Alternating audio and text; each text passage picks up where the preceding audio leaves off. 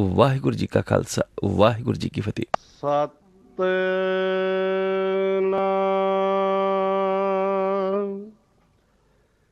ਸ੍ਰੀ ਵਾਹਿਗੁਰੂ ਸਾਹਿਬ ਜੀ।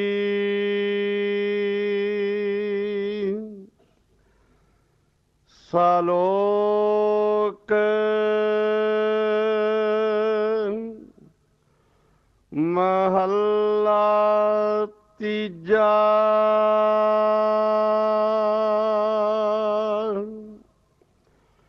ਬ੍ਰਹਮ ਬਿੰਦਾਏ ਤਿਸ ਦਾ ਬ੍ਰਹਮ ਤਰਾਹੈ, ਏਕ ਸ਼ਬਦ ਲਿਵ ਲਾਏ।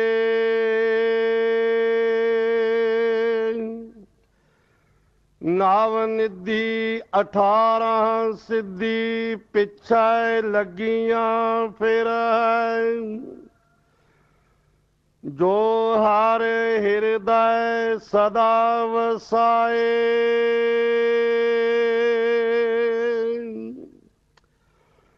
ਬ੍ਰਹਮ ਬਿੰਦੈ ਤਿਸ ਦਾ ਬ੍ਰਹਮ ਤਰਾਹੈ, ਏਕ ਸ਼ਬਦ ਲਿਵ ਲਾਏ।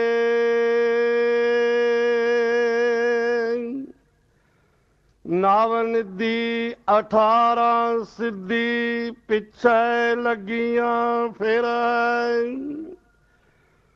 ਜੋ ਹਰ ਹਿਰਦੈ ਸਦਾ ਵਸਾਏ। ਬਿਨ ਸਤਿਗੁਰ ਨਾਉ ਨਾ ਪਾਈਐ, ਬੁੱਝੋ ਕਰ ਵਿਚਾਰ। ਨਾਨਕ ਪੂਰੇ ਭਾਗ ਸਤਿਗੁਰ ਮਿਲੈ, ਸੁਖ ਪਾਏ ਜੁਗ ਚਾਰ।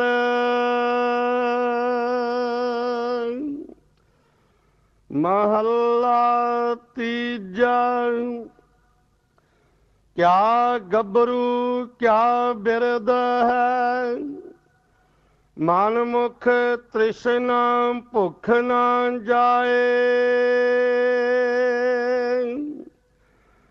ਗੁਰਮੁਖ ਸ਼ਬਦੇ ਰਤਿਆ, ਸੀਤਲ ਹੋਏ ਆਪ ਗਵਾਏ।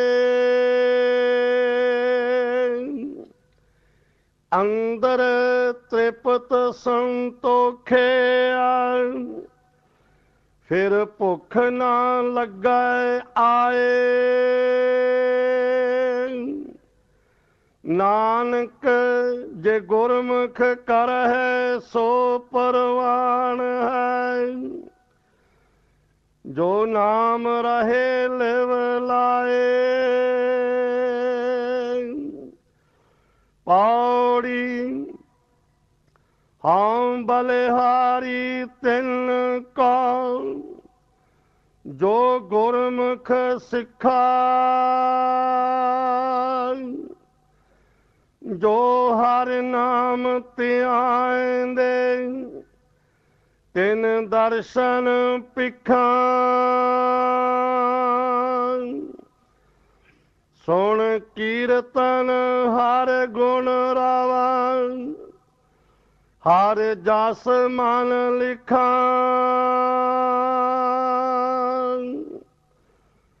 ਹਰ ਨਾਮ ਸਲਾਹੀ ਰੰਗ ਸਿਉ, ਸਭ ਕਿਲ ਵਿਖ ਕ੍ਰਿਖਾ। ਧਨ ਧਨ ਸੁਹਾਵਾ ਸੋ ਸਰੀਰ ਥਾਨ ਹੈ, ਜਿੱਥੈ ਮੇਰਾ ਗੁਰ ਧਰੇ ਵਿਖਾ।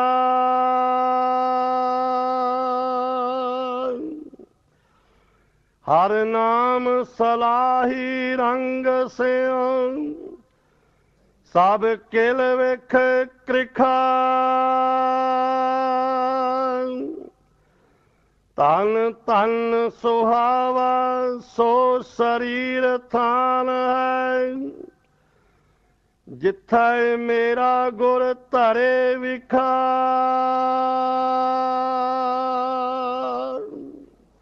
ਵਾਹਿਗੁਰੂ ਜੀ ਕਾ ਖਾਲਸਾ, ਵਾਹਿਗੁਰੂ ਜੀ ਕੀ ਫਤਿਹ।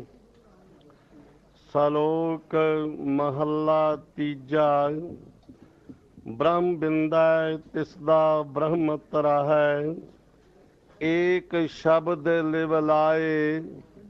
ਨਵ ਨਿਧੀ 18 ਸਿੱਧੀ ਪਿੱਛੇ ਲੱਗੀਆਂ ਫਿਰ ਹੈ। ਜੋ ਹਰ ਹਿਰਦੈ ਸਦਾ ਵਸਾਏ। ਸੋਰਠ ਦੀ ਵਾਰ 19ਵੀਂ ਪੌੜੀ ਸਲੋਕਾਂ ਨਾਲ। ਵਾਹਿਗੁਰੂ ਜੀ ਕਾ ਖਾਲਸਾ, ਵਾਹਿਗੁਰੂ ਜੀ ਕੀ ਫਤਿਹ। ਆਪਾਂ ਸਰਵਣ ਕੀਤੇ ਨੇ ਅੱਜ ਦੇ ਪਵਿੱਤਰ ਪਾਵਨ ਮਹਾਫਰਮਾਨ, ਅੱਜ ਦੇ ਹੁਕਮਨਾਮਾ ਸਾਹਿਬ ਜੀ। ਅੱਜ ਦਾ ਪਾਵਨ ਪਵਿੱਤਰ ਮਹਾਫਰਮਾਨ ਪਾਤਸ਼ਾਹ ਤੀਜੇ ਸਤਿਗੁਰੂ ਗੁਰੂ ਅਮਰਦਾਸ ਮਹਾਰਾਜ ਜੀ ਦੀ ਮੁਬਾਰਕ ਪਵਿੱਤਰ ਬਾਣੀ ਦੇ ਵਿੱਚੋਂ ਬਖਸ਼ਿਸ਼ ਹੋਇਆ ਹੈ। ਸਤਿਗੁਰਾਂ ਦੇ ਅੱਜ ਦੇ ਪਵਿੱਤਰ ਬਖਸ਼ਿਸ਼ ਹੋਏ ਹੁਕਮਨਾਮਾ ਸਾਹਿਬ ਜੀ ਨੂੰ ਆਪਾਂ ਗੁਰੂ ਗ੍ਰੰਥ ਸਾਹਿਬ ਜੀ ਦੇ ਪਾਵਨ ਸ਼ੁਭ ਅੰਗਾਂ 649 650 ਉੱਪਰ ਸੁਭਾਇਮਾਨ ਹੋਇਆ ਦੇਖਦੇ ਹਾਂ। ਸ਼ਲੋਕ ਮਹੱਲਾ ਤੀਜਾ। ਸ਼ਲੋਕਾਂ ਦੇ ਵਿੱਚ ਅੱਜ ਦੇ ਹੁਕਮਨਾਮਾ ਸਾਹਿਬ ਜੀ ਦੀ ਪਾਵਨ ਬਣਤਰ ਹੈ। ਸੋਰਠ ਕੀ ਵਾਰ ਕੀ 19ਵੀਂ ਪੌੜੀ ਹੈ ਸ਼ਲੋਕਾਂ ਦੇ ਨਾਲ। ਬ੍ਰਹਮ ਬਿੰਦੈ ਤਿਸਦਾ ਬ੍ਰਹਮਤ ਰਹੇ ਏਕ ਸ਼ਬਦ ਲਿਵ ਲਾਏ। ਗੁਰਮਤਿ ਵਿੱਚ, ਗੁਰਬਾਣੀ ਦੇ ਵਿੱਚ ਸਤਿਗੁਰਾਂ ਨੇ ਹਰ ਉਸ ਚੀਜ਼ ਦੀ ਪਰਿਭਾਸ਼ਾ ਦੱਸੀ ਹੈ ਜਿਸ ਚੀਜ਼ ਨੂੰ ਪਰਿਭਾਸ਼ਿਤ ਕਰਨ ਦੇ ਲਈ ਮਨੁੱਖਾਂ ਨੇ ਭੇਖ ਤਾਂ ਕੀਤਾ ਪਰ ਮਨ ਵਿੱਚ ਨਹੀਂ ਵਸਾਇਆ। ਜਿਵੇਂ ਸੰਤ ਹੋਣ ਦਾ ਭੇਖ ਤਾਂ ਕੀਤਾ ਗਿਆ ਪਰ ਮਨ ਨੂੰ ਸੰਤ ਨਹੀਂ ਕੀਤਾ ਗਿਆ। ਬ੍ਰਹਮ ਗਿਆਨੀ ਹੋਣ ਦਾ ਭੇਖ ਤਾਂ ਬਣਾਇਆ ਗਿਆ ਪਰ ਆਪਣੇ ਆਪ ਨੂੰ, ਆਪਣੀ ਆਤਮਾ ਨੂੰ ਉਹ ਬ੍ਰਹਮ ਗਿਆਨੀ ਨਾ ਕਰ ਸਕੇ। ਪੰਡਿਤ ਹੋਣ ਦੇ ਲਈ ਭੇਖ ਬਣਾਇਆ, ਜਤੀ ਜੋਗੀ ਹੋਣ ਦੇ ਲਈ ਭੇਖ ਬਣਾਏ ਗਏ ਪਰ ਆਪਣੇ ਮਨ ਨੂੰ ਉਹ ਜਤੀ ਜੋਗੀ ਨਾ ਕਰ ਸਕੇ। ਸਤਿਗੁਰਾਂ ਨੇ ਕਿਸੇ ਵੀ ਚੀਜ਼ ਨੂੰ ਕੰਡੈਮ ਨਹੀਂ ਕੀਤਾ। ਹਰ ਚੀਜ਼ ਦੀ ਇੱਕ ਪਰਿਭਾਸ਼ਾ ਮਿੱਥੀ ਹੈ। ਚਾਹੇ ਉਹ ਬ੍ਰਹਮ ਗਿਆਨੀ ਹੈ, ਸੰਤ ਹੈ, ਪੰਡਿਤ ਹੈ, ਜਤੀ ਹੈ, ਜੋਗੀ ਹੈ, ਤੀਰਥੀ ਹੈ, ਸੰਨਿਆਸੀ ਹੈ, ਉਹਨਾਂ ਦੀ ਇੱਕ ਪਰਿਭਾਸ਼ਾ ਹੈ। ਕਿਉਂਕਿ ਗੁਰਮਤਿ ਦੇ ਮੁਤਾਬਕ ਮਨ ਸੰਤ ਹੋਣਾ ਚਾਹੀਦਾ ਹੈ, ਆਤਮਾ ਸੰਤ ਹੋਣੀ ਚਾਹੀਦੀ ਹੈ। ਮਨੁੱਖ ਨੇ ਭੇਖ ਕਰਕੇ ਆਪਣੇ ਆਪ ਨੂੰ ਸੰਤ ਕੀਤਾ। ਇਸ ਕਰਕੇ ਭੇਖੀ ਲੋਕ ਭੱਜ ਜਾਂਦੇ ਨੇ, ਭੇਖੀ ਲੋਕ ਠੱਗ ਨੇ, ਭੇਖੀ ਲੋਕ ਗੁਨਾਹਗਾਰ ਨੇ। ਐਸਾ ਬਾਣੀ ਦੇ ਵਿੱਚ ਸਾਨੂੰ ਦਰੜਾਇਆ ਹੈ। ਖਾਸ ਕਰਕੇ ਬਾਬਾ ਕਬੀਰ ਜੀ ਦੀ ਪਵਿੱਤਰ ਬਾਣੀ ਦੇ ਵਿੱਚ, ਜਿੱਥੇ ਬਾਬਾ ਜੀ ਭੇਖ ਦਾ ਪਾਜ ਉਖਾੜਦੇ ਨੇ। ਗਜ 3.5 ਤੋਤੀਆਂ ਤਹਿਰੇ ਪਾਈਨ ਤੱਗ, ਇਹ ਭੇਖ ਹੈ। ਗਲੀ ਜਿਨ੍ਹਾਂ ਜਪ ਮਾਲੀਆਂ, ਇਹ ਭੇਖ ਹੈ। ਲੋਟੇ ਹੱਥ ਨੇ ਪੱਗ, ਇਹ ਭੇਖ ਹੈ। ਇਸ ਕਰਕੇ ਫੈਸਲਾ ਹੈ ਉਹ ਹਰ ਕੇ ਸੰਤ ਨਾ ਆਖੀਏ। ਕਿਉਂ? ਕਿਉਂਕਿ ਉਹ ਬਨਾਰਸ ਕੇ ਠੱਗ, ਉਹ ਬਨਾਰਸ ਦੇ ਠੱਗ ਨੇ। ਭੇਖ ਕੀਤਾ ਕਿਉਂ ਹੈ? ਠੱਗਬਾਜ਼ੀ ਦੇ ਲਈ। ਇਸ ਤਰ੍ਹਾਂ ਹੀ ਬ੍ਰਾਹਮਣ ਕਰਿਆ ਕਰਦਾ ਸੀ। ਬ੍ਰਾਹਮਣ ਸਮਝਦਾ ਸੀ ਕਿ ਮੇਰੇ ਘਰ ਦੇ ਵਿੱਚ ਜਿਸ ਨੇ ਜਨਮ ਲਿਆ ਉਹੀ ਬ੍ਰਾਹਮਣ ਹੈ, ਉਹੀ ਉੱਚ ਕੁਲ ਦਾ ਹੈ। ਇਸ ਕਰਕੇ ਬ੍ਰਾਹਮਣ ਨੇ ਆਪਣੇ ਆਪ ਨੂੰ ਜਦੋਂ ਵਰਣ ਵੰਡ ਕੀਤੀ ਤਾਂ ਉੱਚ ਕੁਲਾ ਕਿਹਾ। ਬਾਕੀ ਸਭ ਨਿਮਨ, ਬਾਕੀ ਸਭ ਥੱਲੇ। ਬਾਬਾ ਕਬੀਰ ਜੀ ਨੇ ਫਿਰ ਇੱਕ ਪ੍ਰਸ਼ਨ ਕੀਤਾ। ਬਾਬਾ ਕਬੀਰ ਜੀ ਕਹਿੰਦੇ ਨੇ, ਕਹੋ ਰੇ ਪੰਡਿਤ ਬ੍ਰਾਹਮਣ, ਪੰਡਿਤ ਤੂੰ ਬ੍ਰਾਹਮਣ ਕਦੋਂ ਤੋਂ ਹੋ ਗਿਆ?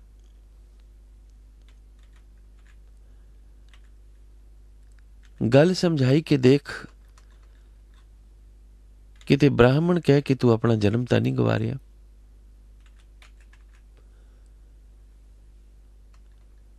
ਫਿਰ ਫੈਸਲਾ ਦਿੱਤਾ ਕਿ ਬ੍ਰਾਹਮਣ ਹੈ ਕੌਣ? ਬ੍ਰਾਹਮਣ ਆਪਾਂ ਕਹਿ ਕਿਸ ਨੂੰ ਸਕਦੇ ਹਾਂ? ਕਿ ਜਿਸ ਨੇ ਬ੍ਰਾਹਮਣ ਦੇ ਘਰ ਜਨਮ ਲਿਆ ਉਹ ਬ੍ਰਾਹਮਣ ਹੈ? ਇਸ ਕਰਕੇ ਪ੍ਰਸ਼ਨ ਹੈ, ਇਸ ਕਰਕੇ ਸਵਾਲ ਹੈ। ਔਰ ਉਸ ਸਵਾਲ ਦਾ ਫਿਰ ਜਵਾਬ ਹੈ, ਕਹੋ ਰੇ ਪੰਡਿਤ ਬਾਮਨ ਕਬ ਤੇ ਹੋਏ। ਇਹ ਪ੍ਰਸ਼ਨ ਹੈ। ਬਾਬਾ ਕਬੀਰ ਕਹਿੰਦੇ ਨੇ, ਕੋਹਰੇ ਪੰਡਿਤ ਬਾਹਮਣ ਕਬਤੇ ਹੋਏ, ਬਾਹਮਣ ਕਹਿ ਕੇ ਜਨਮ ਮਤ ਖੋਏ। ਇਹ ਉਪਦੇਸ਼ ਹੈ, ਇਹ ਸੁਨੇਹਾ ਹੈ।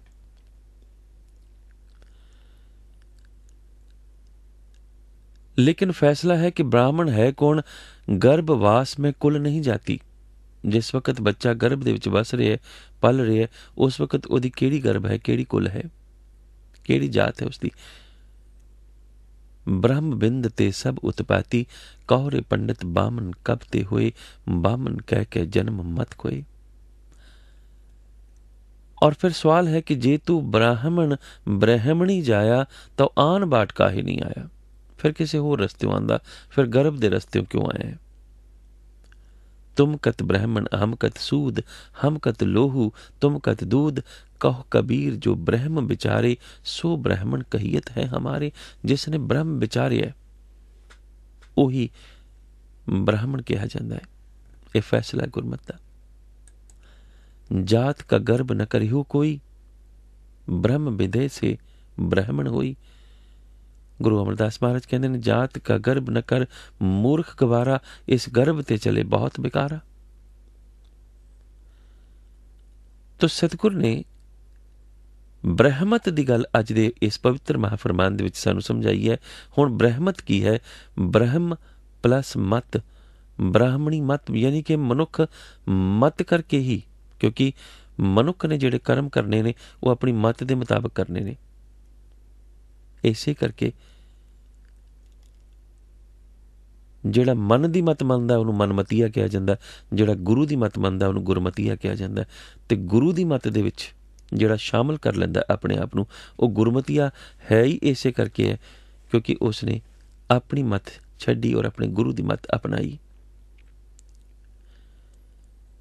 ब्रह्मत ब्राह्मण की मत है, बनना चाहना ब्राह्मण तो बन, लेकिन ब्रह्म मत दे नाल, ब्रह्म दे लक्षणा दे नाल। कहो कबीर जो ब्रह्म विचारे, जिसने ब्रह्म विचारिया वो ब्राह्मण है, ना कि वो ब्राह्मण जिहड़ा ब्राह्मण दे घर जन्मे है, ना कि वो ब्राह्मण जिहड़ा छाती ठोक के अपने आप नूं ब्राह्मण कहंदा है या भेख बना के अपने आप नूं ब्राह्मण दर्शाना चाहता है।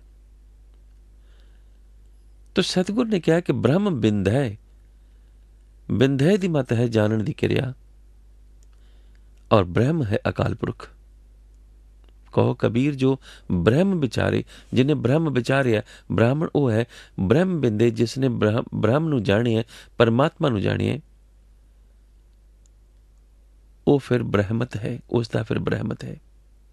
भाव जिसने ब्रह्म दी विचार कीती है उसका ब्राह्मण पुणा बनिया रहेगा।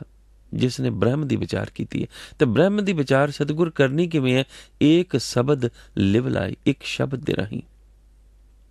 जिहड़े मनुख हिरदे दे विच गुरु दे शब्द नूं वसा के अपनी बिरती नूं ब्रह्म वल जोड़ लैंदे ने, क्योंकि गुर शब्द सानू दसदा की है, गुर शब्द दे विच एक अकाल पुरख दी गल है, एक अकाल पुरख ही ब्रह्म है।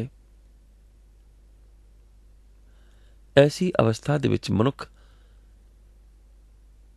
निश्चिंत तां हुंदा ही है, ऐसी अवस्था दे विच मनुख बिल्कुल बेपरवाह हो जाता है।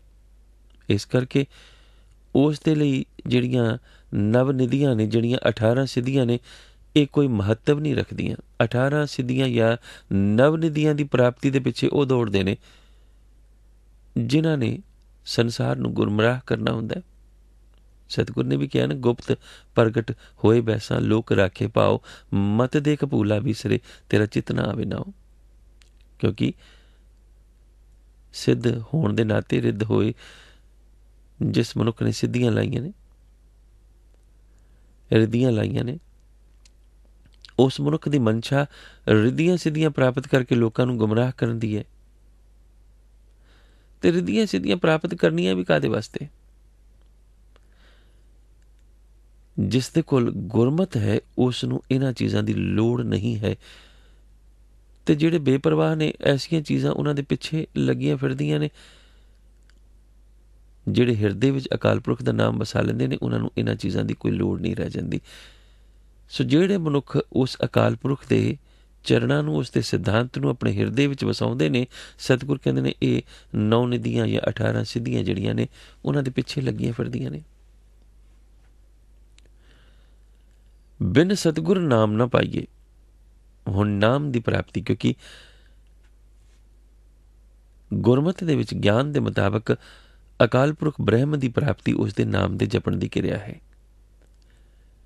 ਬਿਨ ਸਤਿਗੁਰ ਨਾਉ, ਬਗੈਰ ਉਸ ਅਕਾਲ ਪੁਰਖ ਦੇ ਨਾਮ ਦੇ ਨਾ ਪਾਈਏ, ਨਹੀਂ ਪਾ ਸਕਦੇ ਤੁਸੀਂ ਆਹ ਚੀਜ਼ਾਂ। ਕਿਹੜੀਆਂ? ਆ ਬੇਖੌਫ ਜਾਂ ਬੇਪਰਵਾਹੀ ਦੀ ਉਹ ਕਿਰਿਆ ਜਿਹਦੇ ਲਈ 18 ਸਿੱਧੀਆਂ 9 ਨਿਧੀਆਂ ਕੋਈ ਵਕਤ ਨਾ ਰੱਖਣ, ਕੋਈ ਕੀਮਤ ਨਾ ਰੱਖਣ। ਸਤਿਗੁਰ ਕਹਿੰਦੇ ਨੇ ਬੂਝੋ ਕਰ ਵਿਚਾਰ, ਇਸ ਉੱਪਰ ਤੁਸੀਂ ਵਿਚਾਰ ਕਰਕੇ ਦੇਖ ਲੈਣਾ, ਕਿਉਂਕਿ ਨਾਨਕ ਪੂਰੇ ਭਾਗ ਸਤਿਗੁਰ ਮਿਲੇ, ਸੁਖ ਪਾਏ ਜੁਗ ਚਾਰ। ਵਿਚਾਰ ਕਰਕੇ ਸਮਝਣਾ, ਵਿਚਾਰ ਕਰਕੇ ਦੇਖਣਾ ਕਿ ਸਤਿਗੁਰ ਤੋਂ ਬਿਨਾਂ ਨਾਮ ਨਹੀਂ ਮਿਲਦਾ ਔਰ ਨਾਮ ਤੋਂ ਬਿਨਾਂ ਕੁਝ ਵੀ ਪ੍ਰਾਪਤ ਨਹੀਂ ਕੀਤਾ ਜਾ ਸਕਦਾ। ਇਸ ਕਰਕੇ ਗੁਰਪਿਤਾ ਗੁਰੂ ਅਮਰਦਾਸ ਮਹਾਰਾਜ ਸਤਿਗੁਰ ਪਿਤਾ ਗੁਰੂ ਨਾਨਕ ਦੇਵ ਮਹਾਰਾਜ ਜੀ ਦੇ ਪਾਵਨ ਨਾਮ ਹੇਠ ਕਹਿੰਦੇ ਨੇ ਕਿ ਪੂਰੇ ਭਾਗਾਂ ਦੇ ਨਾਲ ਜਿਸ ਨੂੰ ਸਤਿਗੁਰ ਮਿਲਿਆ, ਫਿਰ ਉਸ ਨੇ ਸੁੱਖ ਹੀ ਪਾਇਆ। ਔਰ ਇਹ ਸੁੱਖ ਕਿਹੜਾ ਹੈ? ਆਤਮਿਕ ਸੁੱਖ, ਭਾਵ ਉਸ ਦੀ ਜ਼ਿੰਦਗੀ ਦੇ ਵਿੱਚ। ਫਿਰ ਕਿਉਂਕਿ ਆ ਜਿਹੜੇ 18 ਸਿੱਧੀਆਂ 9 ਨਿਧੀਆਂ ਦੇ ਪਿੱਛੇ ਦੌੜੇ, ਕੀ ਇਹ ਸੁਖੀ ਹੋ ਸਕੇ? ਕੀ ਇਹਨਾਂ ਨੇ ਆਪਣੇ ਮਨ ਨੂੰ, ਆਪਣੇ ਤਨ ਨੂੰ ਸ਼ਾਂਤ ਕਰ ਲਿਆ, ਸੁਖੀ ਕਰ ਲਿਆ? ਨਹੀਂ। ਆਪ ਇਤਿਹਾਸ ਫਰੋਲ ਕੇ ਦੇਖ ਲਓ, ਇਹ ਨਾ ਸੁਖੀ ਹੋ ਸਕੇ ਨਾ ਸ਼ਾਂਤ ਹੋ ਸਕੇ, ਕਿਉਂਕਿ ਸੁਖ ਔਰ ਸ਼ਾਂਤ ਦੀ ਅਵਸਥਾ ਕੇਵਲ ਇੱਕ ਅਕਾਲ ਪੁਰਖ ਦੇ ਨਾਮ ਦੇ ਨਾਲ ਹੈ। ਜਿੱਥੇ ਸਰੀਰਕ ਦੁੱਖ ਦੁੱਖ ਨਾ ਵਿਆਪੇ, ਜਿੱਥੇ ਘਾਟਾ ਘਾਟਾ ਨਾ ਵਿਆਪੇ, ਜਿੱਥੇ ਨੁਕਸਾਨ ਨੁਕਸਾਨ ਨਾ ਵਿਆਪੇ, ਹੋਏਗਾ ਸਭ ਕੁਝ, ਕੇਵਲ ਵਿਆਪੇਗਾ ਨਹੀਂ। ਐਸੀ ਅਵਸਥਾ ਦੇ ਵਿੱਚ ਗੁਰਮੁਖ ਹਮੇਸ਼ਾ ਹੀ ਖੁਸ਼ੀ ਦੇ ਵਿੱਚ ਹੈ, ਖੇੜੇ ਦੇ ਵਿੱਚ ਹੈ, ਮਨ ਵਿੱਚ ਇੱਕ ਸ਼ਾਂਤੀ ਬਣੀ ਰਹਿੰਦੀ ਹੈ। ਮਹੱਲਾ ਤੀਜਾ, ਤ੍ਰਿਸ਼ਨਾ ਭੁੱਖ ਜਿਹੜੀ ਹੈ ਉਹ ਕਦੀ ਵੀ ਨਹੀਂ ਮਰਦੀ। ਇਸ ਗੱਲ ਦਾ ਆਪਾਂ ਕਈ ਵਾਰੀ ਵਿਚਾਰ ਕਰ ਚੁੱਕੇ ਹਾਂ। ਮਨੁੱਖ ਦਾ ਸਰੀਰ ਵੱਧਦਾ ਜਾਂਦਾ ਹੈ, ਬੁੱਢਾ ਹੁੰਦਾ ਜਾਂਦਾ ਹੈ, ਤ੍ਰਿਸ਼ਨਾ ਭੁੱਖ ਵੀ ਵੱਧਦੀ ਜਾਂਦੀ ਹੈ। ਆਯੂ ਦੇ ਦਿਨ, ਉਮਰ ਦੇ ਦਿਨ ਘਟਦੇ ਜਾਂਦੇ ਨੇ, ਲੇਕਿਨ ਤ੍ਰਿਸ਼ਨਾ ਦੀ ਭੁੱਖ ਵੱਧਦੀ ਜਾਂਦੀ ਹੈ, ਮੋਹ ਵੱਧਦਾ ਜਾਂਦਾ ਹੈ। ਕਿਉਂਕਿ ਇਹ ਪਾਤਸ਼ਾਹ ਦਾ ਫੈਸਲਾ ਹੈ ਕਿ ਕਿਆ ਗੱਭਰੂ ਕਿਆ ਬਿਰਧ। ਜਵਾਨ ਦੇ ਮਨ ਦੇ ਵਿੱਚ ਤ੍ਰਿਸ਼ਨਾ ਹੈ ਔਰ ਕੋਈ ਬੁੱਢਾ ਸੋਚੇ, ਹੁਣ ਜ਼ਾਹਿਰ ਤੌਰ ਉੱਪਰ ਬਿਰਧ ਹੋ ਗਿਆ ਜਿਹੜਾ ਮਨੁੱਖ, ਕਿਉਂਕਿ ਮਨੁੱਖ ਧਨ ਕਿਸ ਲਈ ਕਮਾਉਂਦਾ ਹੈ? ਮਨੁੱਖ ਸੰਸਾਰ ਸੁੱਖ ਭੋਗਣ ਦੇ ਲਈ ਹੀ ਧਨ ਕਮਾਉਂਦਾ ਹੈ ਕਿ ਸੰਸਾਰ ਦੇ ਮੈਂ ਸੁੱਖ ਭੋਗਾਂ। ਔਰ ਸੰਸਾਰ ਦੇ ਸੁੱਖ ਭੋਗਦਿਆਂ ਹੋਇਆਂ ਜਦੋਂ ਮਨੁੱਖ ਬੁੱਢਾ ਹੋ ਜਾਂਦਾ ਹੈ ਤਾਂ ਸੰਸਾਰ ਦੇ ਸੁੱਖ ਵੀ ਉਸ ਦੇ ਲਈ ਕਈ ਵਾਰੀ ਬੇਮਾਨੀ ਹੋ ਜਾਂਦੇ ਨੇ। ਖਿਮਾ ਕਰਨੀ, ਇਸ ਗੱਲ ਨੂੰ ਸਮਝਣਾ। ਅਯਾਸ਼ੀ ਦੀਆਂ ਵਸਤੂਆਂ ਦਾ ਉਹ ਇਸਤੇਮਾਲ ਨਹੀਂ ਕਰ ਸਕਦਾ ਕਿਉਂਕਿ ਬਿਮਾਰੀਆਂ ਨੇ ਆਣ ਘੇਰਿਆ। ਡਾਕਟਰਾਂ ਨੇ ਕਿਹਾ ਕਿ ਜੇ ਹੁਣ ਨਸ਼ਾ ਕੀਤਾ ਤਾਂ ਮਰ ਜਾਏਗਾ। ਕੇਵਲ ਨਸ਼ਾ ਹੀ ਨਹੀਂ, ਆਹ ਵੀ ਚੀਜ਼ ਨਹੀਂ ਖਾ ਸਕਦਾ, ਉਹ ਵੀ ਨਹੀਂ ਖਾ ਸਕਦਾ, ਏਅਰ ਕੰਡੀਸ਼ਨ ਦੇ ਵਿੱਚ ਨਹੀਂ ਬੈਠ ਸਕਦਾ। ਗਰਮੀ ਪੈ ਰਹੀ ਹੈ, ਏਅਰ ਕੰਡੀਸ਼ਨ ਲੱਗਾ ਵੀ ਹੋਇਆ। ਹੁਣ ਜੇ ਨਾ ਲੱਗਾ ਹੋਏ ਏਅਰ ਕੰਡੀਸ਼ਨ ਤਾਂ ਬੰਦਾ ਫਿਰ ਸਬਰ ਕਰ ਲਵੇ। ਗਰਮੀ ਪੈ ਰਹੀ ਹੈ, ਏਅਰ ਕੰਡੀਸ਼ਨ ਲੱਗਾ, ਚਲਾ ਨਹੀਂ ਸਕਦਾ ਉਹਨੂੰ। ਨਾ ਸਾਹਮਣੇ ਭੋਜਨ ਪਿਆ ਹੋਵੇ ਤਾਂ ਬੰਦਾ ਫਿਰ ਸਬਰ ਕਰ ਲੈਂਦਾ। 36 ਪਦਾਰਥ ਦੇ ਭੋਜਨ ਪਏ ਹੋਏ ਨੇ, ਲੇਕਿਨ ਡਾਕਟਰ ਕਹਿੰਦਾ ਤੂੰ ਆ ਖਾ ਨਹੀਂ ਸਕਦਾ, ਖਾ ਲਿਆ ਤੇ ਬਿਮਾਰੀ ਵੱਧ ਜਾਏਗੀ। ਇਸ ਕਰਕੇ ਸਤਿਗੁਰ ਨੇ 2 ਮਿਸਾਲਾਂ ਦਿੱਤੀਆਂ, ਇੱਕ ਗੱਭਰੂ ਦੀ, ਇੱਕ ਬਿਰਧ ਦੀ। ਚਲੋ ਗੱਭਰੂ ਪੁਣੇ ਦੇ ਵਿੱਚ ਤਾਂ ਫਿਰ ਤ੍ਰਿਸ਼ਨਾ ਜਿਹੜੀ ਹੈ ਜਗਦੀ ਹੈ, ਬਿਰਧ ਪੁਣੇ ਦੇ ਵਿੱਚ ਵੀ ਪਿੱਛਾ ਨਹੀਂ ਛੱਡਦੀ। ਲੇਕਿਨ ਕਿਹੜੇ ਗੱਭਰੂ, ਕਿਹੜਾ ਬਿਰਧ? ਉਸ ਗੱਭਰੂ ਦਾ ਤਨ, ਉਸ ਬਿਰਧ ਦਾ ਤਨ ਜਿਹੜਾ ਮਨਮੁਖ ਹੈ। ਕਿਉਂਕਿ ਮਨਮੁਖਤਾ ਜੇ ਨਹੀਂ ਗਈ ਤਾਂ ਸ਼ਾਂਤੀ ਨਹੀਂ ਆਏਗੀ, ਭਾਵੇਂ ਸਰੀਰ ਬਿਰਧ ਵੀ ਹੋ ਜਾਏ। ਔਰ ਇਹ ਉਹੀ ਕਾਰਨ ਹੈ ਕਿ ਕਈ ਬਿਰਧ ਵੀ ਦੇਖੇ ਜਾਂਦੇ ਨੇ ਜਿਹੜੇ ਇਹ ਕਹਿੰਦੇ ਨੇ ਜੀ ਹੁਣ ਤਾਂ 4-6 ਦਿਨ ਰਹਿ ਗਏ ਜ਼ਿੰਦਗੀ ਦੇ, ਹੁਣ ਕੀ ਕਰਾਂਗੇ ਕੇਸ ਰੱਖ ਕੇ, ਹੁਣ ਕੀ ਕਰਾਂਗੇ ਜੀ ਅੰਮ੍ਰਿਤ ਛਕ ਕੇ। ਪਤਾ ਕਿ 4-6 ਦਿਨ, ਪਤਾ ਕਿ ਥੋੜ੍ਹੇ ਦਿਨ ਰਹਿ ਗਏ ਨੇ, ਲੇਕਿਨ ਦਿਨ ਤਾਂ ਹਰ ਵੇਲੇ ਥੋੜ੍ਹੇ ਸਨ। ਕਿਸੇ ਨੂੰ ਕੀ ਪਤਾ ਕਿ ਕਿੰਨੇ ਦਿਨ ਨੇ ਜ਼ਿੰਦਗੀ ਦੇ। ਜਵਾਨ ਨੂੰ ਪਤਾ ਕਿ ਕਿੰਨੇ ਦਿਨ ਨੇ ਜ਼ਿੰਦਗੀ ਦੇ, ਕਿ ਮਨੁੱਖ ਜਵਾਨੀ ਦੇ ਵਿੱਚ ਨਹੀਂ ਮਰਦਾ। ਤੋ ਕਿਹੜੇ ਤਨ ਦੀ ਗੱਲ ਹੋ ਰਹੀ ਹੈ? ਕਿਹੜੇ ਗੱਭਰੂ ਤਨ ਦੀ, ਕਿਹੜੇ ਬਿਰਧ ਤਨ ਦੀ? ਜਿਹੜਾ ਤਨ ਮਨਮੁਖ ਹੈ, ਜਿਹੜਾ ਮਨ ਮਨਮੁਖ ਹੈ, ਭਾਵੇਂ ਉਹ ਗੱਭਰੂ ਹੈ ਭਾਵੇਂ ਬਿਰਧ ਹੈ। ਕਿਉਂਕਿ ਅਗਰ ਉਹ ਗੁਰਮੁਖ ਹੈ ਤਾਂ ਫਿਰ ਤ੍ਰਿਸ਼ਨਾ ਭੁੱਖ ਤਾਂ ਉਸ ਦੇ ਕੋਲ ਹੈ ਹੀ ਨਹੀਂ। ਇਸ ਕਰਕੇ ਇਹ ਗੱਭਰੂ ਹੈ ਜਾਂ ਬਿਰਧ ਹੈ, ਇਹ ਮਨਮੁਖ ਦੀ ਗੱਲ ਹੈ। ਮਨਮੁਖ ਅਵਸਥਾ ਦੇ ਵਿੱਚ ਤ੍ਰਿਸ਼ਨਾ ਨਹੀਂ ਜਾਂਦੀ, ਭਾਵੇਂ ਸਰੀਰ ਬਿਰਧ ਹੋ ਜਾਵੇ ਜਾਂ ਸਰੀਰ ਜਵਾਨ, ਦੋਨਾਂ ਹੀ ਹਾਲਾਤਾਂ ਦੇ ਵਿੱਚ ਵਿਕਾਰ ਮਰਦੇ ਨਹੀਂ ਕਦੀ ਵੀ। ਔਰ ਵਿਕਾਰਾਂ ਨੂੰ ਬਾਰ-ਬਾਰ ਮਾਰਨਾ ਪੈਂਦਾ, ਬਾਰ-ਬਾਰ। ਐਸਾ ਕਦੀ ਹੋ ਹੀ ਨਹੀਂ ਸਕਦਾ ਕਿ ਵਿਕਾਰ ਜਨਮਣ ਨਾ, ਮੋਹ ਜਨਮੇ ਨਾ, ਕ੍ਰੋਧ ਜਨਮੇ ਨਾ, ਐਸਾ ਕਦੀ ਨਹੀਂ ਹੋ ਸਕਦਾ। ਜਿੰਨੀ ਦੇਰ ਤੱਕ ਤਨ ਹੈ ਉਨੀ ਦੇਰ ਤੱਕ ਵਿਕਾਰ ਭਾਵਨਾ, ਚੋਰੀ ਚਕਾਰੀ ਦੀ ਭਾਵਨਾ, ਜਾਂ ਕੁਝ ਵੀ ਦੁਸ਼ਕਰਮ ਕਰਨ ਦੀ ਭਾਵਨਾ, ਜਾਂ ਕਿਸੇ ਹੋਰ ਵਿਕਾਰ ਦੇ ਰਾਹੀਂ ਗੁਨਾਹ ਕਰਨ ਦੀ ਭਾਵਨਾ, ਇਹ ਕਦੀ ਨਹੀਂ ਮੁੱਕਦੀ ਮਨੁੱਖ ਦੇ ਮਨ ਅੰਦਰੋਂ। ਔਰ ਇਹੀ ਉਸ ਦੀ ਤ੍ਰਿਸ਼ਨਾ ਭੁੱਖ ਹੈ ਜਿਹੜੀ ਮੋਹ ਨੂੰ ਜਨਮ ਦਿੰਦੀ ਹੈ। ਬਿਰਧ ਹੋ ਜਾਂਦਾ ਬਹੁਤ ਜ਼ਿਆਦਾ, ਲੇਕਿਨ ਫਿਰ ਵੀ ਪੁੱਤਰ ਮੋਹ ਖਤਮ ਨਹੀਂ ਹੁੰਦਾ, ਫਿਰ ਵੀ ਇਸਤਰੀ ਮੋਹ ਖਤਮ ਨਹੀਂ ਹੁੰਦਾ, ਤ੍ਰਿਸ਼ਨਾ ਫਿਰ ਵੀ ਖਤਮ ਨਹੀਂ ਹੁੰਦੀ, ਕਿਉਂਕਿ ਸਰੀਰ ਮਨਮੁਖ ਹੈ। ਇਸ ਕਰਕੇ ਉਹ ਗੱਭਰੂ ਹੋਵੇ ਜਾਂ ਬਿਰਧ ਹੋਵੇ, ਇਹਦੇ ਨਾਲ ਕੋਈ ਫਰਕ ਨਹੀਂ ਪੈਂਦਾ। ਜੇ ਮਨਮੁਖ ਹੈ ਤਾਂ ਤ੍ਰਿਸ਼ਨਾ ਭੁੱਖ ਨਾ ਜਾਈ। ਤਾਂ ਫਿਰ ਸਤਿਗੁਰ ਤ੍ਰਿਸ਼ਨਾ ਭੁੱਖ ਜਾਏਗੀ ਕਿਸ ਤਰ੍ਹਾਂ? ਗੁਰਮੁਖ ਹੋ ਕੇ। ਗੁਰਮੁਖ ਸਬਦੇ। ਤੇ ਗੁਰਮੁਖ ਗੁਰਮੁਖ ਕਿਉਂ ਹੈ? ਕਿਉਂਕਿ ਗੁਰਮੁਖ ਸ਼ਬਦ ਦੇ ਨਾਲ ਸਬਦੇ। ਗੁਰਮੁਖ ਨੇ ਆਪਣੇ ਆਪ ਨੂੰ ਸ਼ਬਦ ਦੇ ਨਾਲ ਜੋੜਿਆ, ਸਬਦੇ ਰਤਿਆ। ਗੁਰਮੁਖ ਨੇ ਆਪਣੇ ਆਪ ਨੂੰ ਸ਼ਬਦ ਦੇ ਨਾਲ ਰਤ ਲਿਆ, ਰੰਗ ਲਿਆ। ਇਸ ਕਰਕੇ ਸੀਤਲ ਹੋਏ ਆਪ ਗਵਾਏ। ਤ੍ਰਿਸ਼ਨਾ ਭੁੱਖ ਉਸ ਦੀ ਨਹੀਂ ਗਈ ਜਿਸ ਦਾ ਸਰੀਰ ਭਾਵੇਂ ਬਜ਼ੁਰਗ ਹੈ ਭਾਵੇਂ ਜਵਾਨ, ਪਰ ਸਰੀਰ ਮਨਮੁਖ ਹੈ। ਸਤਿਗੁਰ ਦੇ ਸਨਮੁਖ ਹੋ ਕੇ ਹੀ ਸ਼ਬਦ ਵਿੱਚ ਮਨੁੱਖ ਰਤਿਆ ਹੁੰਦਾ ਹੈ। ਫਿਰ ਹੁੰਦਾ ਕੀ ਹੈ? ਵਿੱਚੋਂ ਆਪ ਗਵਾਏ। ਕਿਉਂਕਿ ਵਿੱਚੋਂ ਜਦ ਹਉਮੈ ਚਲੀ ਗਈ ਤਾਂ ਫਿਰ ਬਾਕੀ, ਕਿਉਂਕਿ ਹਉਮੈ ਜੜ ਹੈ ਸਾਰੀਆਂ ਹੀ ਵਿਕਾਰਾਂ ਦੀ, ਲੇਕਿਨ ਇਹ ਜਾਂਦੀ ਹੀ ਨਹੀਂ। ਅਕਸਰ ਆਪਨੇ ਦੇਖਿਆ ਹੋਣਾ ਕਿ ਮਨੁੱਖ ਇਸ ਗੱਲ ਦਾ ਦਾਅਵਾ ਕਰਦਾ ਕਿ ਮੇਰੇ ਅੰਦਰ ਹਉਮੈ ਨਹੀਂ। ਇਹ ਦਾਅਵਾ ਵੀ ਹਉਮੈ ਹੀ ਹੈ। ਔਰ ਮਨੁੱਖ ਨੂੰ ਪਤਾ ਹੀ ਨਹੀਂ ਲੱਗਦਾ, ਮਨਮੁਖ ਨੂੰ ਪਤਾ ਹੀ ਨਹੀਂ ਲੱਗਦਾ ਕਿ ਉਹਦੇ ਅੰਦਰ ਹਉਮੈ ਹੈ। ਮਨਮੁਖ ਨੂੰ ਪਤਾ ਹੀ ਨਹੀਂ ਲੱਗਦਾ ਕਿ ਉਹਦੇ ਅੰਦਰ ਹਉਮੈ ਕਰਕੇ ਵਿਕਾਰ ਪੈਦਾ ਹੋਏ ਨੇ। ਸਾਰੀ ਉਮਰ ਉਹ ਵਿਅਰਥ ਗਵਾ ਦਿੰਦਾ ਹੈ। ਜਿੰਨੀ ਦੇਰ ਤੱਕ ਮਨਮੁਖ ਗੁਰਮੁਖ ਨਹੀਂ ਹੁੰਦਾ, ਕਿਉਂਕਿ ਗੁਰਮੁਖ ਗੁਰੂ ਦੇ ਹੁਕਮ ਦੇ ਵਿੱਚ ਤੁਰਨ ਵਾਲਾ ਮਨੁੱਖ ਹੈ। ਇਸ ਕਰਕੇ ਉਹਦਾ ਸਰੀਰ ਭਾਵੇਂ ਬਿਰਧ ਹੈ ਭਾਵੇਂ ਜਵਾਨ, ਤ੍ਰਿਸ਼ਨਾ ਭੁੱਖ ਮੁੱਕ ਜਾਂਦੀ ਹੈ, ਕਿਉਂਕਿ ਉਹ ਸ਼ਬਦ ਦੇ ਰਾਹੀਂ ਆਪਣੇ ਗੁਰੂ ਦੀ ਸਿੱਖਿਆ ਲੈਂਦਾ ਹੈ। ਫਿਰ ਹੁੰਦਾ ਕੀ ਹੈ? ਅੰਦਰ ਤ੍ਰਿਪਤ ਸੰਤੋਖਿਆ, ਫਿਰ ਭੁੱਖ ਨਾ ਲੱਗਿਆ ਹੈ। ਕਿਉਂਕਿ ਇਹ ਉਹ ਤ੍ਰਿਪਤੀ ਹੈ ਜਿਹੜੀ ਨਾਮ ਰਾਹੀਂ ਮਨੁੱਖ ਨੂੰ ਮਿਲਦੀ ਹੈ। ਔਰ ਇੱਕ ਵਾਰੀ ਅੰਦਰ ਸੰਤੋਖ ਆ ਗਿਆ ਤਾਂ ਫਿਰ ਭੁੱਖ ਨਾ ਲੱਗੇ ਆਏ।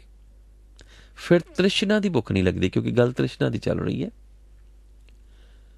ਨਾਨਕ ਜੇ ਗੁਰਮੁਖ ਕਰੇ ਸੋ ਪ੍ਰਵਾਨ ਹੈ, ਜੋ ਨਾਮ ਰਹੇ ਲਿਵ ਲਾਏ।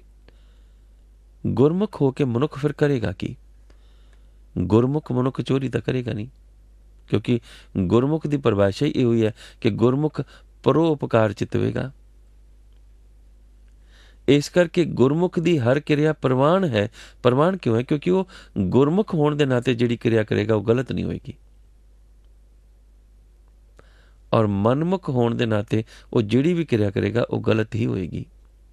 ਭਾਵੇਂ ਉਹ ਸੂਰਜ ਨੂੰ ਪਾਣੀ ਦੇਣ ਦੀ ਕਿਰਿਆ ਕਰੇ, ਭਾਵੇਂ ਉਹ ਜਨੇਊ ਦੇ ਨਾਮ ਦੇ ਉੱਤੇ ਧਾਗਾ ਪਾਵੇ, ਟਿੱਕਿਆ ਲਗਾਵੇ, ਭਾਵੇਂ ਉਹ ਸ਼ਰਾਧ ਕਰਾਵੇ, ਭਾਵੇਂ ਉਹ ਕਿਸੇ ਨਦੀ ਨਾਲੇ ਵਿੱਚ ਜਾ ਕੇ ਇਸ਼ਨਾਨ ਕਰੇ, ਮਨਮੁਖ ਭਾਵਨਾ ਹੈ। ਕਿਉਂਕਿ ਇਸ ਦੇ ਵਿੱਚ ਉਸ ਦਾ ਮਨ ਮੰਨ ਰਿਹਾ ਹੈ, ਇਸ ਦੇ ਵਿੱਚ ਕੋਈ ਗੁਰਮਤ ਨਹੀਂ ਹੈ, ਇਸ ਦੇ ਵਿੱਚ ਕੋਈ ਬ੍ਰਹਮਤ ਨਹੀਂ ਹੈ। ਤੋ ਇਸ ਕਰਕੇ ਸਤਿਗੁਰੂ ਜੀ ਸਾਨੂੰ ਜਿਹੜੀ ਬ੍ਰਹਮਤ ਸਮਝਾਉਣਾ ਚਾਹੁੰਦੇ ਨੇ। ਹੁਣ ਜਿਹਨੇ ਧਾਗਾ ਪਾਇਆ ਉਸ ਨੂੰ ਬ੍ਰਾਹਮਣ ਮੰਨਿਆ ਜਾਂਦਾ ਹੈ। ਔਰ ਫਿਰ ਧਰਮ ਦੇ ਵਿੱਚ ਵੀ ਡਿਸਕ੍ਰਿਮੀਨੇਸ਼ਨ ਹੈ। ਜਿਸ ਨੇ 3 ਸੂਤਰ ਦਾ ਧਾਗਾ ਪਾਇਆ ਉਹ ਬ੍ਰਾਹਮਣ ਹੈ, ਜਿਹਨੂੰ 2 ਸੂਤਰ ਦਾ ਧਾਗਾ ਪਾਇਆ ਜਾਂਦਾ ਉਹ ਖੱਤਰੀ ਹੈ, ਔਰ ਜਿਸ ਨੂੰ 1 ਸੂਤਰ ਦਾ ਧਾਗਾ ਪਾਇਆ ਜਾਂਦਾ ਉਹ ਵੈਸ਼ ਹੈ। ਔਰ ਖਿਮਾ ਕਰਨੀ ਸ਼ੂਦਰ ਨੂੰ ਜਨੇਊ ਪਹਿਨਣ ਦਾ ਹੱਕ ਹੀ ਨਹੀਂ। ਧਰਮ ਦੇ ਵਿੱਚ ਉਸ ਦਾ ਹੱਕ ਹੀ ਖੋਲਿਆ ਜਾਂਦਾ ਹੈ, ਜਦ ਕਿ ਧਰਮ ਹੱਕ ਦੇਣ ਦਾ ਨਾਮ ਹੈ, ਹੱਕ ਖੋਣ ਦਾ ਨਾਮ ਨਹੀਂ। ਲੇਕਿਨ ਜਦੋਂ ਹੱਕ ਕਿਸੇ ਦਾ ਖੋਲਿਆ ਜਾਂਦਾ, ਉਸ ਵਕਤ ਲੋਕ ਸਮਝਦੇ ਨੇ ਸ਼ਾਇਦ ਇਹੋ ਸਾਡਾ ਧਰਮ ਹੈ। ਧਾਗਾ ਪਾ ਲਿਆ ਤਾਂ ਅਸੀਂ ਬ੍ਰਾਹਮਣ ਹੋ ਗਏ। ਇਹ ਬ੍ਰਹਮਤ ਨਹੀਂ ਹੈ। ਤਾਂ ਬ੍ਰਹਮਤ ਕੀ ਹੈ? ਬ੍ਰਹਮਤ ਇਹ ਹੈ ਕਿ ਗੁਰਮੁਖ ਕਰੇ ਸੋ ਪ੍ਰਵਾਨ ਹੈ, ਜੋ ਨਾਮ ਰਹੇ ਲਿਵ ਲਾਏ। ਜਿਸ ਨੇ ਨਾਮ ਦੇ ਨਾਲ ਲਿਵ ਲਾਈ, ਉਸ ਦਾ ਕੀਤਾ ਹੋਇਆ ਪ੍ਰਵਾਨ, ਕਿਉਂਕਿ ਉਹ ਜੋ ਕਰੇਗਾ ਉਹ ਧਰਮ ਨੂੰ ਸਮਰਪਿਤ ਹੋਏਗਾ। ਔਰ ਸਤਿਗੁਰ ਕਹਿੰਦੇ ਨੇ ਪੌੜੀ ਦੇ ਵਿੱਚ, ਹਉ ਬਲਿਹਾਰੀ ਤਿਨ ਕੋ ਜੋ ਗੁਰਮੁਖ ਸਿੱਖਾ। ਸਿੱਖਾ ਸ਼ਬਦ ਗੁਰਮਤਿ ਦੇ ਵਿੱਚ ਦੋ ਕਿਸਮ ਦੇ ਨਾਲ ਆਇਆ ਹੈ। ਇੱਕ ਸਿੱਖਾ ਦਾ ਮਤਲਬ ਹੈ ਸਿੱਖਿਆ, ਸਮਝਾਇਆ, ਜਿਸ ਨੇ ਸਮਝ ਲਿਆ, ਜਿਸ ਨੇ ਗ੍ਰਹਿਣ ਕੀਤੀ ਹੋਈ ਗੱਲ। ਇੱਕ ਸਿੱਖਾ ਜਿਹਨੂੰ ਆਪਾਂ ਸ਼ਿਖਾ ਕਹਿੰਦੇ ਹਾਂ, ਇਹ ਚੋਟੀ ਹੈ ਜਿਹੜੀ ਗੁੱਤ ਪਿੱਛੇ ਬਣਾਈ ਜਾਂਦੀ ਹੈ, ਜਿਹੜੇ ਬ੍ਰਾਹਮਣ ਲੋਕ ਵੀ ਰੱਖਿਆ ਕਰਦੇ ਸਨ। ਔਰ ਗੁਰਮਤ ਵਿੱਚ ਦੋਨਾਂ ਦਾ ਹੀ ਜ਼ਿਕਰ ਹੈ। ਜਿਵੇਂ ਸਿੱਖਾਂ ਕੰਨ ਚੜਾਇਆ ਗੁਰ ਬ੍ਰਾਹਮਣ ਥੀਆ, ਉੱਥੇ ਮਤਲਬ ਸਿੱਖਾ ਹੈ। ਜਾਂ ਫਿਰ ਜੋ ਸਤਿਗੁਰ ਨੇ ਕਿਹਾ, ਹੋਂ ਬਲਿਹਾਰੀ ਤਿਨ ਕੋ ਜੋ ਗੁਰਮੁਖ ਸਿੱਖਾ। ਤੇ ਜਿੱਥੇ ਸਤਿਗੁਰ ਨੇ ਕਿਹਾ ਖਲੜੀ ਖਪਰੀ ਲੱਕੜੀ ਚਮੜੀ ਸਿੱਖਾ ਸੂਤ ਧੋਤਰ ਧੋਤੀ ਕਿਨਹੀ। ਆਸਾ ਰਾਗ ਦੇ ਵਿੱਚ ਪਾਤਸ਼ਾਹ ਪ੍ਰਥਮ ਗੁਰੂ ਨਾਨਕ ਦੇਵ ਮਹਾਰਾਜ ਜੀ ਦੀ ਬਾਣੀ, ਗੁਰੂ ਗ੍ਰੰਥ ਸਾਹਿਬ ਜੀ ਦਾ ਅੰਕ 358। ਖਲੜੀ ਖਪਰੀ ਲੱਕੜੀ ਚਮੜੀ ਸਿੱਖਾ, ਉੱਥੇ ਗੱਲ ਸ਼ਿਖਾ ਚੋਟੀ ਦੀ ਹੈ, ਬੋਦੀ ਦੀ ਹੈ। ਤੋ ਇੱਥੇ ਜਿਹੜੀ ਗੱਲ ਹੋ ਰਹੀ ਹੈ ਸਿੱਖਾ ਦੀ, ਉਹ ਸਿੱਖਾ ਹੈ, ਭਾਵ ਸਿੱਖਣ ਦੀ ਅਵਸਥਾ। ਤੋ ਸਿੱਖਿਆ ਕੌਣ ਹੈ? ਗੁਰਮੁਖ। ਔਰ ਸਤਿਗੁਰ ਕਹਿੰਦੇ ਮੈਂ ਬਲਿਹਾਰੀ ਹਾਂ, ਜਿਸ ਨੇ ਗੁਰਮੁਖ ਹੋ ਕੇ ਗੱਲ ਨੂੰ ਸਮਝ ਲਿਆ, ਜਿਸ ਨੂੰ ਗੁਰਮੁਖ ਹੋ ਕੇ ਇਸ ਗੱਲ ਦੀ ਸੋਝੀ ਆ ਗਈ ਹੈ। ਜੋ ਹਰ ਨਾਮ ਤੇ ਆਏ ਦੇ ਤਿੰਨ ਦਰਸ਼ਨ ਪਿੱਖਾ। ਪਿੱਖਾ ਦਾ ਮਤਲਬ ਹੈ ਦੇਖਣਾ, ਵੇਖਣਾ। ਜਿਹੜੇ ਉਸ ਅਕਾਲ ਪੁਰਖ ਦਾ ਨਾਮ ਗੁਰਮੁਖ ਹੋ ਕੇ ਸਿਮਰ ਰਹੇ ਨੇ, ਸਤਿਗੁਰ ਕਹਿੰਦੇ ਮੈਂ ਉਹਨਾਂ ਦੇ ਦਰਸ਼ਨ ਕਰਨਾ ਚਾਹੁੰਦਾ, ਮੈਂ ਉਹਨਾਂ ਨੂੰ ਦੇਖਣਾ ਚਾਹੁੰਦਾ, ਕਿਉਂਕਿ ਮੈਂ ਉਹਨਾਂ ਤੇ ਬਲਿਹਾਰ ਜਾਣਾ ਚਾਹੁੰਦਾ। ਹੋਂ ਬਲਿਹਾਰੀ ਤਿਨ ਕੋ ਸੁਣ ਕੀਰਤਨ ਹਰਗੁਣ ਰਵਾ। ਜਿਨ੍ਹਾਂ ਨੇ ਅਕਾਲ ਪੁਰਖ ਵਾਹਿਗੁਰੂ ਦੇ ਨਾਮ ਦਾ ਕੀਰਤਨ ਕੀਤਾ ਔਰ ਹਰ ਜਸ ਮਨ ਲਿਖਾ, ਗੁਰੂ ਦਾ ਜਸ ਹੀ ਆਪਣੇ ਮਨ ਦੇ ਵਿੱਚ ਲਿਖ ਲਿਆ। ਗੁਰੂ ਦੇ ਜਸ ਤੋਂ ਬਿਨਾਂ ਉਹਨਾਂ ਦੇ ਮਨ ਵਿੱਚ ਕੁਝ ਹੋਰ ਉਕਰਿਆ ਹੀ ਨਹੀਂ। ਐਸੇ ਪੁਰਖ ਹਰ ਵਕਤ, ਕਿਉਂਕਿ ਜਿਨ੍ਹਾਂ ਦੇ ਮਨ ਤੇ ਹੀ ਨਾਮ ਉਕਰਿਆ ਹੋਇਆ, ਕਿਉਂਕਿ ਗੱਲ ਮਨੁੱਖ ਦੇ ਮੁਖ ਤੋਂ ਉਹੀ ਨਿਕਲਦੀ ਹੈ ਜਿਹੜੀ ਮਨ ਵਿੱਚ ਹੈ। ਜੇ ਮਨ ਵਿੱਚ ਗਲਤ ਹੈ ਤਾਂ ਮੁਖ ਤੋਂ ਵੀ ਗਲਤ ਕਦੀ ਨਾ ਕਦੀ, ਕਿਤੇ ਨਾ ਕਿਤੇ ਨਿਕਲ ਹੀ ਜਾਂਦਾ ਹੈ। ਔਰ ਸਤਿਗੁਰ ਕਹਿੰਦੇ ਨੇ ਜੇ ਮਨ ਦੇ ਵਿੱਚ ਜੋ ਹੈ ਉਹ ਮੁਖ ਤੋਂ ਨਿਕਲ ਗਿਆ ਤੇ ਮਨੁੱਖ ਨੂੰ ਕਈ ਵਾਰੀ ਪਤਾ ਲੱਗ ਜਾਂਦਾ ਮੈਂ ਗਲਤ ਬੋਲ ਗਿਆ, ਫਿਰ ਕਹਿੰਦਾ ਜੀ ਮਾਫ਼ ਕਰਨਾ, ਜ਼ੁਬਾਨ ਤੋਂ ਨਿਕਲ ਗਿਆ ਸੀ। ਸਤਿਗੁਰ ਕਹਿੰਦੇ ਜੇ ਐਸਾ ਪੁਰਖ ਵੀ ਤੁਹਾਨੂੰ ਮਿਲ ਜਾਏ ਤਾਂ ਉਹ ਵੀ ਗੁਨਾਹਗਾਰੀ, ਉਹ ਵੀ ਝੂਠਾ ਹੀ ਹੈ, ਕਿਉਂਕਿ ਜੋ ਜੀ ਹੋਵੇ ਸੋ ਗਵੇ, ਮੂੰਹ ਕਾ ਕਿਆ ਵਾਓ। ਮੂੰਹ ਦਾ ਕੋਈ ਕਸੂਰ ਨਹੀਂ ਹੈ, ਜੋ ਮਨ ਵਿੱਚ ਹੈ ਉਹ ਨਿਕਲਿਆ।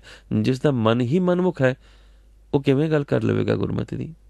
ਔਰ ਜਿਸ ਦਾ ਮਨ ਹੀ ਗੁਰਮੁਖ ਹੈ ਉਸ ਦੇ ਮੁਖ ਦੇ ਵਿੱਚੋਂ ਵੀ ਗੁਰੂ ਦਾ ਨਾਮ ਹੀ ਨਿਕਲੇਗਾ, ਕਿਉਂਕਿ ਹਰ ਨਾਮ ਸਲਾਹੀ ਰੰਗ ਸਿਉ ਸਭ ਕਿਲ ਵਿਕ ਕ੍ਰਿਖਾ। ਤਨ ਤਨ ਸੁਹਾਵਾ ਸੋ ਸਰੀਰ ਥਾਨ ਹੈ, ਜਿੱਥੇ ਮੇਰਾ ਗੁਰ ਤਰੇ ਵਿਖਾ। ਵਿਖਾ ਦਾ ਮਤਲਬ ਹੈ ਪੈਰ, ਚਰਨ, ਕਦਮ। ਸਤਿਗੁਰ ਕਹਿੰਦੇ ਪ੍ਰੇਮ ਦੇ ਨਾਲ ਵਾਹਿਗੁਰੂ ਦੇ ਨਾਮ ਦੀ ਸਿਫਤ ਉਸੇ ਹੀ ਮੁਖ ਚੋਂ ਨਿਕਲਦੀ ਹੈ ਜਿਸ ਦਾ ਮਨ ਗੁਰਮੁਖ ਹੈ। ਇਸ ਕਰਕੇ ਉਸ ਦੇ ਸਾਰੇ ਪਾਪ ਕੱਟ ਦਿੱਤੇ ਜਾਂਦੇ ਨੇ, ਕਿਉਂਕਿ ਉਹ ਪਾਪ ਕਰਦਾ ਹੀ ਨਹੀਂ, ਗੁਨਾਹ ਕਰਦਾ ਹੀ ਨਹੀਂ। ਗੁਰਮੁਖ ਕਿਵੇਂ ਕਰ ਲਏਗਾ ਗੁਨਾਹ? ਔਰ ਐਸਾ ਸਰੀਰ ਧਨ ਹੈ ਜਿਸ ਸਰੀਰ ਨੇ ਅਕਾਲ ਪੁਰਖ ਦੇ ਨਾਮ ਦੀ ਥਾਂ, ਯਾਨੀ ਕਿ ਉਹ ਸਰੀਰ ਥਾਨ ਧਨ ਹੈ ਜਿੱਥੇ ਸਤਿਗੁਰ ਨੇ ਆਪਣਾ ਪੈਰ ਰੱਖ ਦਿੱਤਾ ਹੈ, ਭਾਵ ਜਿਸ ਨੇ ਆਪਣੇ ਮਨ ਵਿੱਚ ਸਤਿਗੁਰਾਂ ਦੇ ਚਰਨ, ਉਹਨਾਂ ਦਾ ਸਿਧਾਂਤ ਮਨ ਵਿੱਚ ਵਸਾ ਲਿਆ ਹੈ। ਬਹੁਤ ਬਹੁਤ ਧੰਨਵਾਦ, ਬਹੁਤ ਬਹੁਤ ਸ਼ੁਕਰਾਨਾ। ਇਹ ਸਨੰਤਰੀ ਭਾਵ ਕਰਤਸਾਰ ਅੱਜ ਦੇ ਪਵਿੱਤਰ ਮਹਾਫਰਮਾਨ ਹੁਕਮਨਾਮਾ ਸਾਹਿਬ ਜੀ ਦੇ ਉੱਤੇ ਵਿਚਾਰ ਕਰਦੇ ਹੋਏ ਆਪ ਜੀ ਦੇ ਦਾਸ ਪਾਸੋਂ ਨੇ ਕਈ ਪ੍ਰਕਾਰ ਦੀਆਂ ਜੋ ਭੁੱਲਾਂ ਚੁੱਕਾ ਗੁਸਤਾਖੀਆਂ ਹੋ ਗਈਆਂ ਨੇ, ਉਸ ਦੇ ਲਈ ਆਪ ਜੀ ਦਾ ਦਾਸ ਤੋਂ ਵੀ ਹੱਥ ਜੋੜ ਕੇ ਆਪ ਤੋਂ ਖਿਮਾ ਮੰਗਦਾ ਹੈ।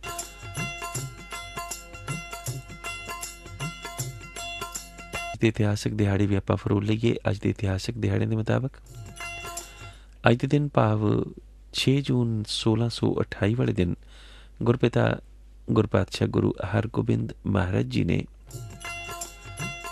ਮੁਗਲਾਂ ਦੇ ਖਿਲਾਫ ਅੱਜ ਦੀ ਲੜਾਈ ਲੜੀ ਸੀ ਔਰ ਭਾਈ ਜੀਤ ਮੇਰੀ ਜਿੱਤ ਸਤਿਗੁਰਾਂ ਦੇ ਚਰਨ ਚੁੰਮਿਆ, ਜਿੱਤ ਨੇ ਸਤਿਗੁਰਾਂ ਦੇ ਉਸ ਵਕਤ ਚਰਨ ਚੁੰਮੇ।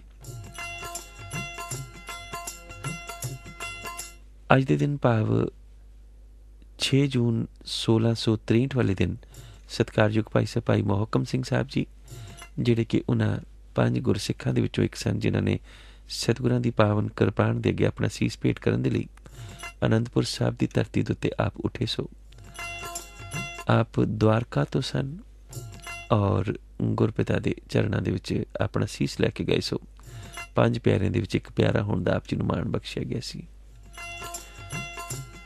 ਅੱਜ ਦੇ ਦਿਨ ਭਾਵ 6 ਜੂਨ 1711 ਵਾਲੇ ਦਿਨ ਬਾਬਾ ਸਾਹਿਬ ਬਾਬਾ ਬੰਦਾ ਸਿੰਘ ਜੀ ਬਹਾਦਰ ਹੋਣਾ ਦੀ ਕਮਾਨ ਹੇਠ ਖਾਲਸਾ ਦਲ ਦੀਆਂ ਫੌਜਾਂ ਨੇ ਬਹਾਦਰ ਸ਼ਾਹ ਦੇ ਨਾਲ ਲੋਹਾ ਲਿਆ ਸੀ। ਅੱਜ ਦੇ ਦਿਨ ਭਾਵ 6 ਜੂਨ 1737 ਵਾਲੇ ਦਿਨ ਭਾਈ ਸਾਹਿਬ ਭਾਈ ਸਤਿਕਾਰਯੋਗ ਮਨੀ ਸਿੰਘ ਸਾਹਿਬ ਜੀ ਦਾ ਬੰਦ ਕੱਟਿਆ ਗਿਆ ਸੀ। ਇਹ ਦਿਹਾੜੇ ਆਪਾਂ ਸਾਰੇ ਤੇ ਸਾਰੇ ਮਨਾਉਂਦੇ ਵੀ ਹਾਂ, ਲੇਕਿਨ ਇਹ ਨਾਨਕਸ਼ਾਹੀ ਕੈਲੰਡਰ ਦੇ ਮੁਤਾਬਕ ਮੈਂ ਕੇਵਲ ਆਪ ਜੀ ਨੂੰ ਦਿਨਾਂ ਬਾਰੇ ਦੱਸ ਰਿਹਾ ਹਾਂ।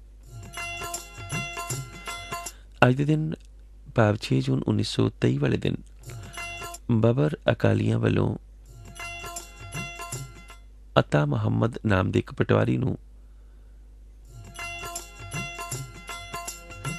ਨਤੰਜਰ ਵਿਖੇ ਕਤਲ ਕਰ ਦਿੱਤਾ ਗਿਆ ਸੀ। ਅੱਜ ਦੇ ਦਿਨ 6 ਜੂਨ 1984 ਵਾਲੇ ਦਿਨ ਆਪਰੇਸ਼ਨ ਬਲੂ ਸਟਾਰ ਦੇ ਦੌਰਾਨ ਇੰਦਰਾ ਗਾਂਧੀ ਦੀ ਕਹਿਣ ਉੱਪਰ ਜਿਹੜੀਆਂ ਭਾਰਤ ਦੀਆਂ ਫੌਜਾਂ ਨੇ ਸ੍ਰੀ ਦਰਬਾਰ ਸਾਹਿਬ ਵਿਖੇ ਹਮਲਾ ਛੇੜਿਆ ਹੋਇਆ ਸੀ, ਉਸ ਦੇ ਤਹਿਤ ਰੈਫਰੈਂਸ ਲਾਇਬ੍ਰੇਰੀ ਬਿਲਕੁਲ ਪੂਰੀ ਤਰ੍ਹਾਂ ਦੇ ਨਾਲ ਜਲਾ ਦਿੱਤੀ ਸੀ ਔਰ ਰੈਫਰੈਂਸ ਲਾਇਬ੍ਰੇਰੀ ਦੀਆਂ ਦੁਰਲਭ ਜਿਹੜੀਆਂ ਪੁਸਤਕਾਂ ਸਨ ਉਹ ਬੋਰੀਆਂ ਦੇ ਵਿੱਚ ਭਰ ਕੇ ਉਹ ਨਾਲ ਲੈ ਗਏ ਸਨ, ਜਿਹੜੀਆਂ ਅੱਜ ਤੱਕ ਸਾਨੂੰ ਵਾਪਸ ਨਹੀਂ ਕੀਤੀਆਂ ਗਈਆਂ।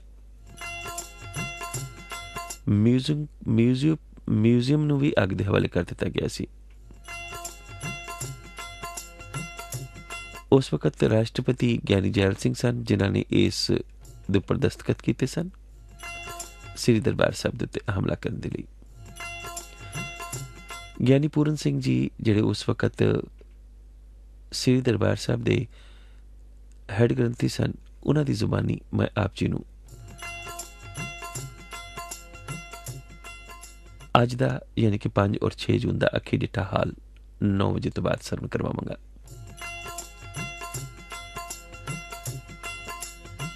ਉਹਨਾਂ ਦੇ ਕਹੇ ਮੁਤਾਬਕ ਭਾਈ ਸਾਹਿਬ ਅਮਰੀਕ ਸਿੰਘ ਜੀ, ਜਨਰਲ ਸੁਬੇਗ ਸਿੰਘ ਜੀ ਅਤੇ ਮਹਾਂਪੁਰਖ ਸੰਤ ਬਾਬਾ ਜਰਨੈਲ ਸਿੰਘ ਖਾਲਸਾ ਪਿੰਡਰਾਂ ਵਾਲਿਆਂ ਦੀਆਂ ਪਾਵਨ ਮ੍ਰਿਤਕ ਦੇਹੀਆਂ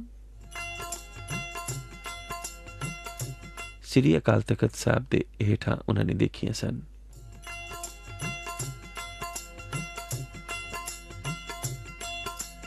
ਸਤਨਾਮ ਸਤਨਾਮ ਸਤ। ਭਾਈ ਸਾਹਿਬ ਭਾਈ ਜਨਰਲ ਸੁਬੇਗ ਸਿੰਘ ਜੀ ਦੇ ਮ੍ਰਿਤਕ ਦੇਹੀ ਉੱਪਰ ਰੱਸੀ ਦੇ ਕੁਝ ਨਿਸ਼ਾਨ ਸਨ। ਇਸ ਤਰ੍ਹਾਂ ਲੱਗਦਾ ਸੀ ਕਿ ਰੱਸੀ ਦੇ ਨਾਲ ਬੰਨ੍ਹ ਕੇ ਉਹਨਾਂ ਨੂੰ ਤੁਹਿਆ ਗਿਆ ਹੈ।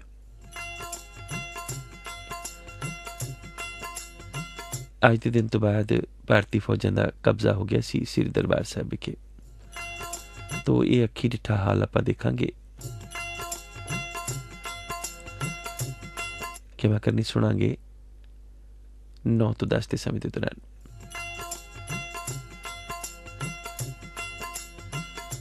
ਅੱਜ ਦੀ ਸਵੇਰ ਭਾਈ ਅਮਰੀਕ ਸਿੰਘ ਜੀ ਯਾਨੀ ਕਿ 6 ਜੂਨ ਦੀ ਸਵੇਰ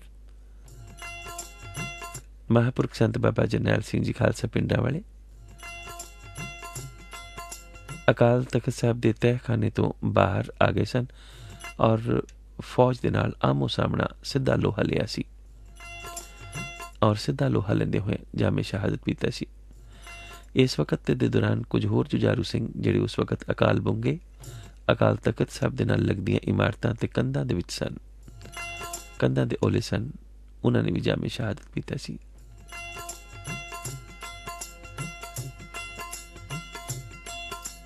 ਸ੍ਰੀ ਅਕਾਲ ਤਖਤ ਸਾਹਿਬ ਪੂਰੀ ਤਰ੍ਹਾਂ ਦੇ ਨਾਲ ਢਹਿ ਢੇਰੀ ਹੋ ਗਏ ਸਨ, ਯਾਨੀ ਕਿ ਕਾਫੀ ਨੁਕਸਾਨ ਪਹੁੰਚਿਆ ਸੀ।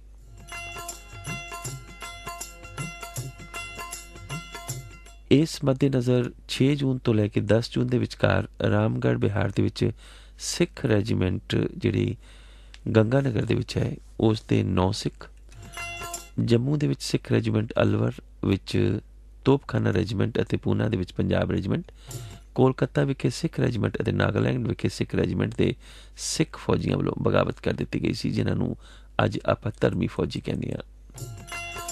ਸਿੱਖ ਫੌਜੀਆਂ ਦੇ ਵਿੱਚੋਂ ਬਹੁਤ ਸਾਰੇ ਸ਼ਹੀਦ ਹੋ ਗਏ ਅਤੇ ਬਾਕੀਆਂ ਨੂੰ ਗ੍ਰਿਫਤਾਰ ਵੀ ਕਰ ਲਿਆ ਗਿਆ। ਕੁਝ ਕੁ ਸਿੱਖ ਬਾਹਰ ਵਤਨਾਂ ਦੇ ਵਿੱਚ ਵੀ ਆ ਕੇ ਵਸ ਗਏ, ਲੇਕਿਨ ਜਿਹੜੇ ਧਰਮੀ ਫੌਜੀ ਨੇ ਅੱਜ ਵੀ ਕੁਝ ਕੁ ਬਹੁਤ ਬਦਤਰ ਜ਼ਿੰਦਗੀ ਬਤੀਤ ਕਰਨ ਦੇ ਲਈ ਮਜਬੂਰ ਨੇ।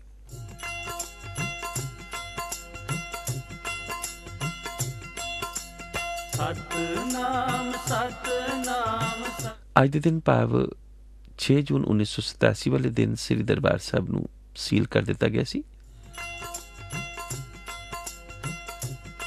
ਕਿਉਂਕਿ ਸਿੱਖ ਸਟੂਡੈਂਟ ਫੈਡਰੇਸ਼ਨ ਦੇ ਪ੍ਰਧਾਨ ਗੁਰਜੀਤ ਸਿੰਘ ਜੀ ਨੇ ਇਸ ਗੱਲ ਦਾ ਐਲਾਨ ਕੀਤਾ ਸੀ ਕਿ ਉਹ ਇਸ ਦਿਨ ਨੂੰ ਕਾਲੇ ਦਿਹਾੜੇ ਵਜੋਂ ਮਨਾਉਣਗੇ ਔਰ ਕੱਲੂ ਕਾਲੇ ਦਿਹਾੜੇ ਨੂੰ ਹਰ ਵਾਰੀ ਮਨਾਇਆ ਕਰਨਗੇ।